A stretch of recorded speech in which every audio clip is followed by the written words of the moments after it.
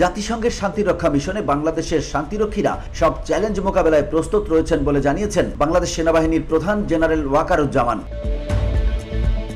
বৃহস্পতিবার বাংলাদেশ চীন মৈত্রী সম্মেলন কেন্দ্রে আহত শিক্ষার্থীদের সংবর্ধনা এবং জাতিসংঘ শান্তিরক্ষা কার্যক্রমের উপর বিশেষ উপস্থাপনা অনুষ্ঠানে তিনি এ প্রস্তুতির কথা জানান। বক্তব্যের শুরুতে শান্তিরক্ষী মিশনে নিহত 168 বীর সৈনিক ও পুলিশ সদস্যের আত্মত্যাগের শ্রদ্ধাভরে স্মরণ করে তিনি বলেন, দেশের তাদের এই আত্মত্যাগ জাতি গভীর শ্রদ্ধার সঙ্গে স্মরণ রাখবে।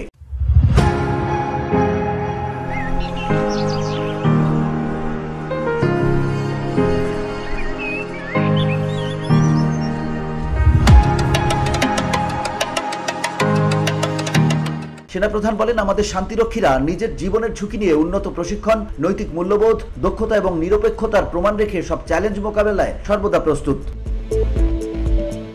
জাতিসংঘের শান্তিরক্ষা মিশনে বাংলাদেশের কার্যক্রম সম্পর্কে তিনি বলেন, বিশ্ব শান্তি প্রতিষ্ঠান বাংলাদেশে আজ একটি বিশ্বস্ত ও গ্রহণযোগ্য নাম। জাতিসংঘের আহ্বানে সাড়া দিয়ে বাংলাদেশ 1988 সাল থেকে বিশ্ব শান্তি প্রতিষ্ঠায় সক্রিয়ভাবে অংশগ্রহণ করে আসছে। বর্তমানে শান্তিরক্ষা কাজে বাংলাদেশ সেনাবাহিনীর 4880 জন, নৌবাহিনীর 343 জন, বিমান বাহিনীর 396 এবং পুলিশের 199 জন সহ মোট 5118 জন শান্তিরক্ষী বিশ্বের বিভিন্ন দেশে 9টি শান্তিরক্ষা মিশনে নিয়োজিত রয়েছে। VOD Bangla news desk.